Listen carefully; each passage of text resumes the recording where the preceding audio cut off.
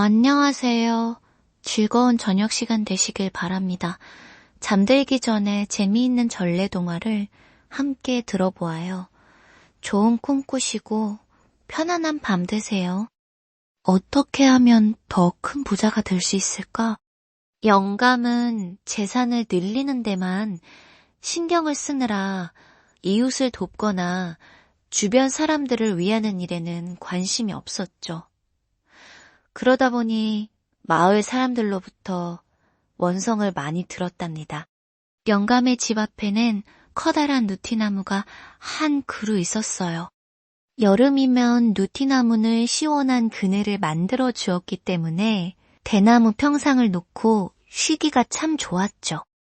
그래서 누티나무 그늘에서 낮잠 자는 것이 영감의 가장 큰 즐거움이었답니다. 어느 날 근처 밭에서 일하던 마을 총각이 잠시 쉬어가려고 나무 그늘 아래로 다가왔어요.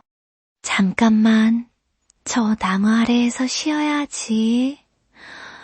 총각이 나무 그늘 아래에 앉으려는데 마침 낮잠을 늘어지게 자던 영감이 그 소리에 일어나고 말았어요. 영감은 옆에서 쉬고 있는 총각을 보자 꾀꼭 소리를 질렀죠. 네, 이놈, 냉큼 비켜라. 왜 함부로 이곳에 들어왔느냐? 밭일을 하다가 더워서 땀이나 식히려고 하는데 왜 그러십니까? 영감님, 총각이 어리둥절한 표정으로 말했어요. 그러자 영감은 어처구니가 없다는 듯 인상을 쓰며 화를 냈죠. 덥든 말든 그것이 내 사정이지. 여긴 내 나무 그늘이니 어서서 비켜나가거라. 영감님, 그게 무슨 말씀이십니까? 이 나무는 마을길에 있으니 마을 전체의 것이 아닙니까? 그러니 나무 그늘도 마을 사람들 전체의 것이죠. 총각은 영감의 말이 이해가 되질 않았어요. 이런 어리석은 놈 같으니라고. 이놈아, 이 나무는 우리 증조부께서 심으셨느니라. 이 나무 둘레에 있는 대부분의 농과 밭도 우리 것이니라. 이 나무가 내 집과 내 논 사이에 서 있으니 당연히 내 나무가 아니겠느냐? 그러니 나무 그늘 또한 당연히 내 것이다. 하인들을 불러내 놈을 끌어내기 전에 썩 물러가거라. 영감은 총각을 향해 고통을 쳤죠. 영감의 말을 들은 총각은 기가 막혔답니다. 아무리 영감의 조상이 심은 나무라 해도 그 그늘조차 자신의 것이라며 욕심을 내는 영감이 괘씸했던 것이요. 욕심이 많은 영감인 줄은 알고 있었지만 나무 그늘까지 욕심을 내다니 재물이 많을수록 베풀며 살아야 할 텐데 가난한 사람들보다 더 욕심이 많구나. 내가 저 부자 영감을 한번 단단히 골탕 먹여야겠군. 총각은 욕심 많은 영감을 혼내주리라 생각했어요. 총각은 시치미를 뚝 떼며 상냥하게 말했어요. 영감님, 위처 이 그늘이 영감님의 그늘인 것을 몰랐네요. 정말 죄송합니다. 하지만 우리 같은 농부들에게는 여름 햇볕을 피해 쉴 수 있는 나무 그늘이 꼭 필요하지 않습니까? 그러니 이 나무 그늘을 제게 파시면 안 될까요? 영감은 귀가 쏠깃해졌어요. 생각지도 못했던 돈을 벌게 되었기 때문이죠. 그래, 나무 그늘을 팔 생각은 없었지만 자네에게 꼭 필요하다면 팔도록 하지. 내가 손해이긴 하지만 5냥을 준다면 그늘을 팔도록 하겠네. 나무 그늘 아래서 낮잠을 잘 수 없게 된 것은 섭섭했지만 돈을 벌 수 있다는 생각에 영감은 냉큼 승낙을 했습니다. 고맙습니다, 영감님. 그럼 5냥만 들으면 이 나무 그늘은 분명히 제 것이 되는 거죠? 그렇고 말고. 돈만 가져온다면 자네 것이 되는 거지. 사실 나무 그늘의 가치로 따지면 5냥 가지고는 어림도 없지만 자네의 간절한 부탁이니 내가 양보하는 걸세. 영감은 인심이라도 쓰듯이 말했죠. 하지만 마음속으로는 기뻐서 어쩔 줄을 몰랐답니다. 이게 웬 행제란 말이냐. 있어도 그만, 없어도 그만인 나무 그늘 덕에 5냥이라 벌었구나. 총각은 그 길로 5냥을 구해와 영감에게 주었습니다. 그리고 그날 이후 날마다 그 그늘 아래로 와서 쉬었죠. 그러던 어느 날이었어요. 그날따라 바치를 일찍 끝낸 총각은 낮부터 그늘 아래에서 늘어지게 낮잠을 자고 있었답니다. 그런데 원래 그늘이라는 위치에 따라 자리를 바꾸는 법이죠. 오후가 되어 해가 기울자 느티나무 그늘도 자리를 바꾸기 시작했답니다. 조금씩 영감의 집 쪽으로 위치를 바꾸어 가던 나무 그늘은 나중에는 영감의 집 담장이 넘어갔어요. 그러더니 결국 영감 집 마당까지 뻗쳐가는 게 아니겠어요. 총각은 나무 그늘이 옮겨가는 대로 따라가며 자리를 잡고 쉬었어요. 그러다가 나무 그늘이 영감의 집 안방까지 옮겨가자 총각도 그늘을 따라 영감의 집 안방까지 들어갔죠. 총각은 제 집 안방인데 퍽 들어 누웠답니다.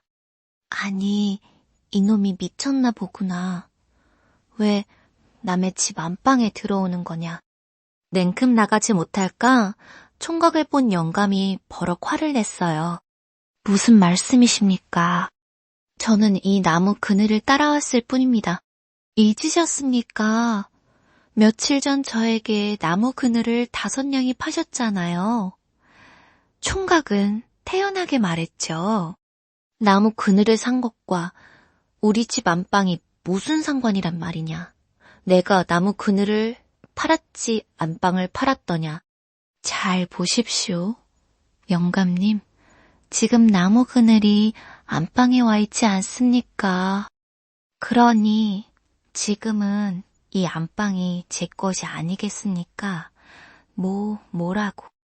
영감은 어이가 없었어요. 하지만 나무 그늘이 정말 안방으로 와 있으니 어쩔 수가 없는 노릇이었답니다. 제가 영감님에게 나무 그늘을 샀으니 그 그늘은 제 것이 분명하죠.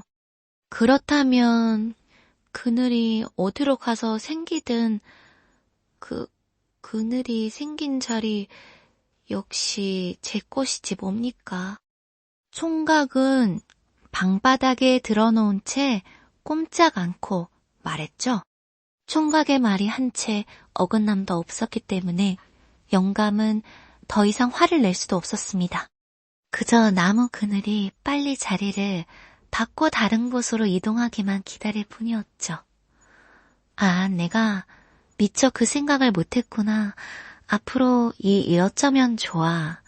영감은 후회를 했지만 이미 엎질러진 물처럼 너무 늦은 후회가 되고 말았던 거예요.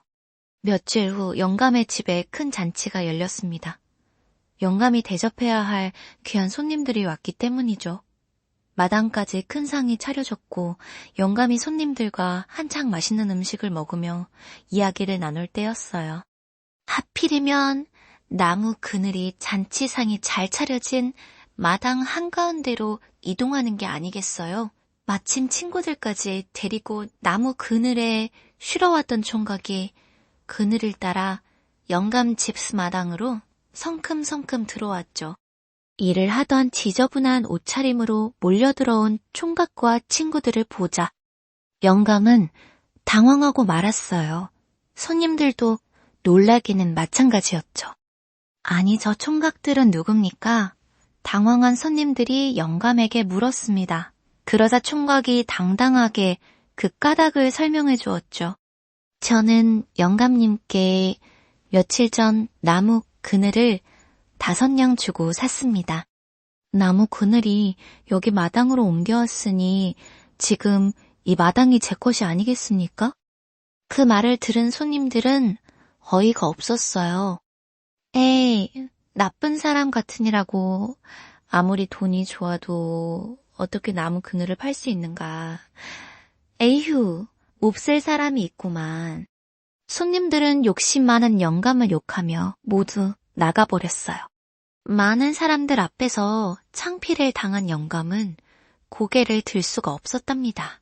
그 뒤 영감은 자신의 잘못을 뉘우치고 총각에게 5냥을 돌려주었죠.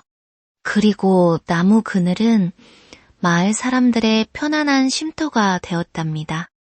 김부자, 달식, 인도깨비. 옛날 어느 마을에 김부자가 살고 있었어요.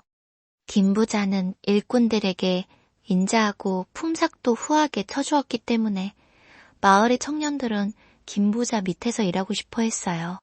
김부자는 가난한 사람들에게 잘 베풀기도 해 마을 사람들 사이에 평판도 매우 좋았어요. 흉년이 들어 마을 사람들이 공공할 때면 마을 사람들에게 곡식을 나누어 주었어요. 한편 옆마을에 사는 가난한 달식은 아내에게 한바탕 큰 소리를 듣고 있었어요. 하루 종일 애들이랑 당신 오기만 꼭 기다렸는데 오늘도 빈손으로 온 거예요. 면목이 없구먼. 아무리 돌아다녀 보아도 일거리도 찾지 못했고 구글도 영 쉽지가 않았네. 6이나 되는 애들이 어제부터 굶어서 쓰러질 지경이에요. 아버지라는 사람이 이렇게 무능해서 어쩌자는 거예요. 달식은 고개를 푹 숙이고 아무 말도 하지 못했어요. 마을에서 음식을 구하지 못할 거면 더 멀리 저기 산에라도 나가봐요. 산에 가서 짐승이라도 잡아오든지 풀이라도 캐오든지 뭐라도 해보란 말이에요. 지금 말이요? 오늘은 늦었는데 내일 가면 안 되겠어? 호랑이라도 나오면 어떡하라고. 그러자 아내가 씩씩대며 말했어요. 호랑이? 호랑이 같은 소리 하시네. 호랑이를 만나며 덥죽 엎드려서 당신을 바쳐서라도 가족을 먹일 음식을 가져오세요. 아내의 말에 달식은 손에 새끼줄을 든 채 집을 나와 산에 올랐어요. 해가 지고 어둠이 깔리기 시작한 산은 고요했지만 달식은 겁나지 않았어요. 사실 달식은 아내의 성화와 계속된 가난에 지쳐 산 어느 나무에 새끼줄로 목을 매달아 이대로 목숨을 끊을 생각이었어요. 달식이 새끼줄을 매려고 나무 위에 밧줄을 던진 그때 웬 목소리가 들려왔어요. 자네 지금 뭘 하려는 건가? 깊은 밤 산속 나무 위에서 목소리가 들려오자 달식은 깜짝 놀랐어요. 나무 위에는 웬 도깨비가 달식이 던진 새끼줄을 손에 쥐고 있었어요. 왜 아까운 목숨을 스스로 끊으려 하는가? 집에 굶고 있는 처자식이 있는데 내가 너무 무능력합니다. 나는 하다못해 나물도 캘 줄 모르고 짐승도 잡을 줄 몰라요. 또 빈손으로 집에 돌아가서 아내에게 타박을 듣느니 차라리 죽는 게 낫습니다. 달식의 말을 들은 도깨비는 새끼줄을 가져가 버리고 대신 과일을 담은 자루를 달식에게 건네며 말했어요. 이 과일을 집에 가져가 처자식의 허기를 달래주시오. 그리고 내일부터는 연말 김부자네 집에. 달식은 곧바로 집으로 돌아가 아내와 아이들에게 과일을 주었어요. 그리고 산에서 만난 도깨비 이야기를 아내에게 해주었어요. 다음 날 달식은 산을 넘어 연말 김부자의 집에 찾아갔어요. 사람들에게 물어 김부자의 집에 찾아간 달식은 한눈에 김부자를 알아볼 수 있었는데 바로 어젯밤 산에서 만난 도깨비와 김부자가 똑 닮아 있었기 때문이었어요. 김부자의 집에는 오늘도 많은 사람들이 곡식을 나누어 받으러 찾아와 있었어요. 달식은 줄을 서서 차례를 기다렸고 차례가 되자 일꾼 한 명이 달식에게도 곡식 한 자루를 나누어 주었어요. 달식이 김부자네에서 받은 곡식 한 자루를 들고 집에 돌아오자 어느덧 저녁이 되었어요. 달식은 아내와 아이들과 밥을 지어 먹었어요. 오랜만에 쌀과 콩으로 따뜻한 밥을 지어 먹게 된 달식은 자신을 도와준 도깨비에게 고마운 마음이 들었어요.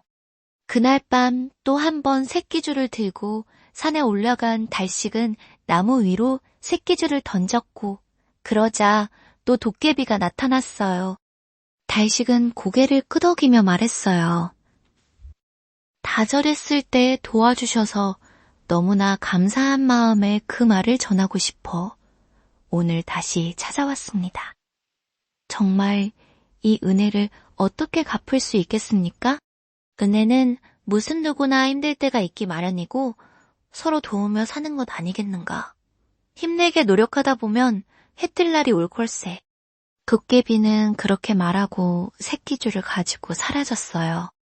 다음 날부터 달식은 매일 아침 연말 김부자네 집에 가서 콩과 쌀을 받아 저녁이면 집에 도착해 가족과 함께 밥을 지어 먹었어요.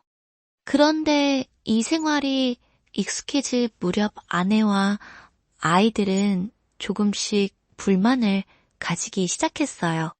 엄마, 언제까지 우리는 반찬도 없이 매일 이렇게 콩밥만 먹어야 하나요?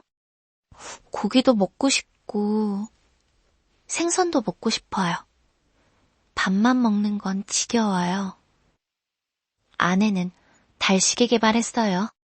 여보, 김부자한테 곡식 말고 다른 것도 좀 나누어 달라고 하면 안 되나요? 그건 안 될 거요. 콩과 쌀도 한 사람에게 하루에 딱 한 번 정해진 만큼만 나누어 주는걸? 아니, 그 부자는 기왕 나누어 주는 김에 좀 다른 것도 주지 왜 그렇게 인색하게 군대요? 콩이랑 쌀이 제일 싸고 흔하니까 그런 것만 나누어 주는 거 아니에요? 당신 무슨 말을 그렇게 하시오? 생각을 해봐요. 언제까지 밥만 먹고 살 수는 없잖아요? 다른 반찬을 구해오려면 내가 일을 해야 하는데 지금은 옆마을에 다녀오는 것만으로도 하루가 다 간이 곤란하구먼.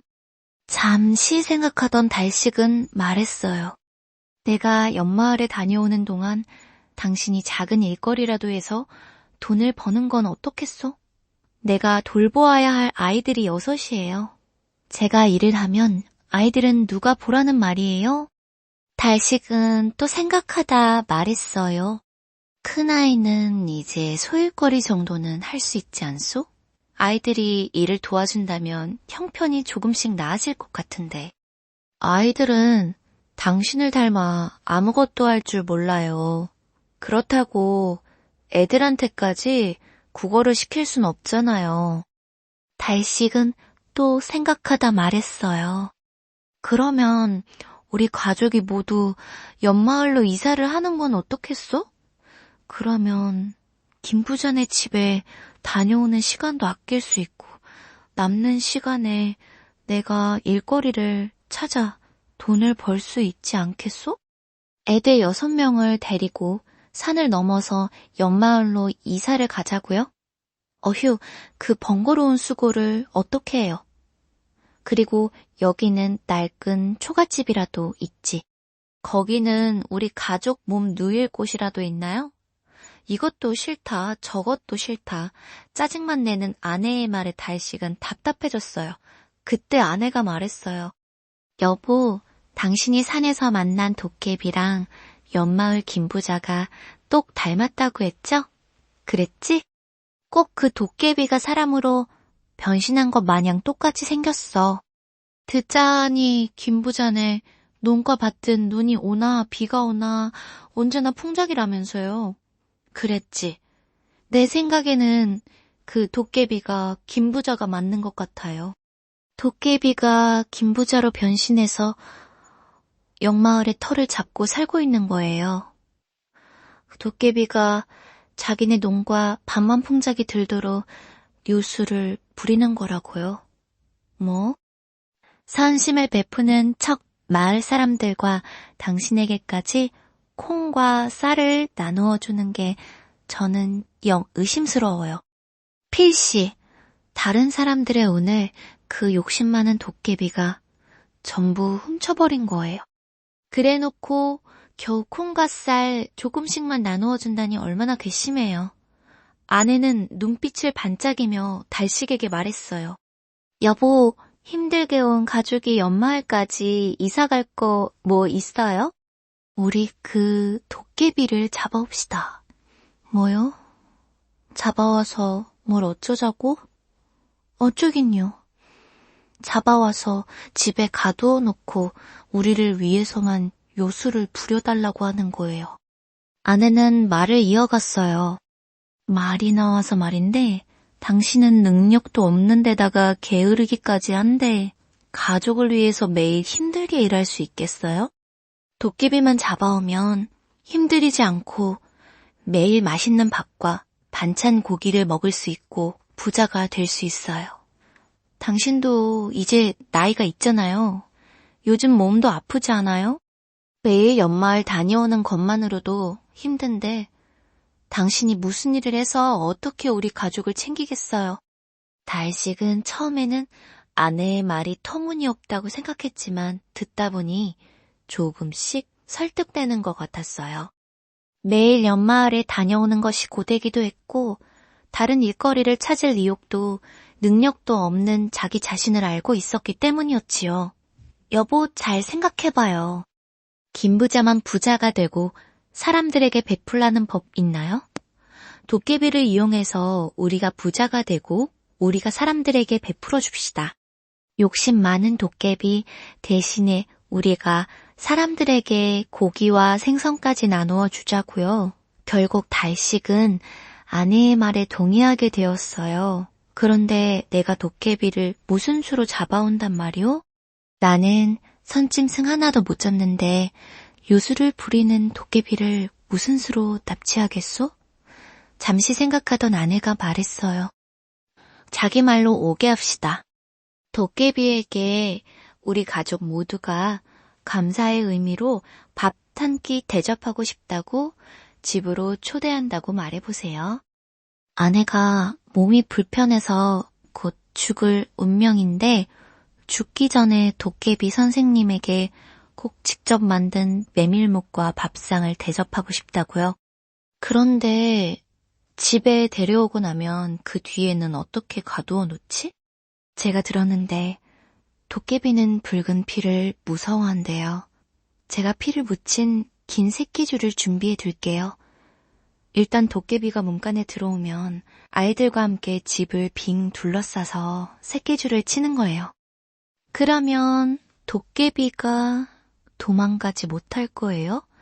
달식은 그날 밤 새끼줄을 들고 산에 올라갔어요. 나무에 새끼줄을 던지자 도깨비가 나타났고 달식은 짐짓 슬픈 듯 이야기를 늘어놓았어요. 달식의 말을 들은 도깨비가 대답했어요. 아내가 몸이 아파 걱정이 많겠군. 그래. 아이가 6이나 되는데 아내가 죽을 병에 걸려 어떡하나. 자네도 참 사정이 딱하구만. 그래. 아픈 아내가 몸소 밥상을 차려준다는데 안 가볼 수 없지. 앞장서게. 달식과 도깨비가 산길을 걸어 집에 도착했어요. 아내와 6 아이들은 도깨비가 집에 들어오자 집을 빙 둘러 피가 묻은 새끼줄을 둘렀어요. 달식은 도깨비에게 말했어요. 도깨비 선생님, 선생님은 오늘부터 우리 가족을 부자가 되게 도와주셔야겠습니다. 그러자 도깨비가 대답했어요. 물론이지, 내가 언제 자네를 돕지 않았던 적이 있었던가. 그렇지 않아도 자네의 사정이 딱한 것을 알고 어떻게 하면 더 나서서 도와줄 수 있을까 고민했는데 잘 됐구만. 실은 연말 김부자가 나와 얼굴이 굉장히 닮지 않았는가? 얼굴이 닮아? 정이 가서 도와주기 시작했는데 그 녀석이 점점 더 욕심을 부려서 이제 손을 떼려고 하던 참이었네. 도깨비의 의외의 반응에 달식과 아내는 기뻐하며 말했어요. 저희가 김부자보다 도깨비 선생님을 훨씬 더 잘 대우해 드릴게요. 부자가 되고 나면 김부자보다 더 베풀며 살겠습니다. 그러자 도깨비가 말했어요. 그런데 왜 진작 사정을 말하지 않았나? 실은 나는 요술을 부리려면 꼭 요술방망이가 있어야 하네. 그리고 그 방망이는 김부자 집 안방에 있지. 김부자를 도와주는 동안에는 김부자를 위해서만 방망이를 쓰기로 했기 때문에 그 집에 놓고 다녔거든. 어머나, 당신 왜 진작 도깨비 선생님께 말씀드리지 않은 거예요? 당장 가서 요술방망이를 가져오세요. 도깨비와 달식은 산을 넘어 김부자네 집으로 향하기 위해 집을 나섰어요. 아내와 아이들은 피를 묻은 새끼줄을 열어주었지요. 달식은 요술방망이를 가져오면 무엇을 먼저 만들어 달라고 할지 설렜어요.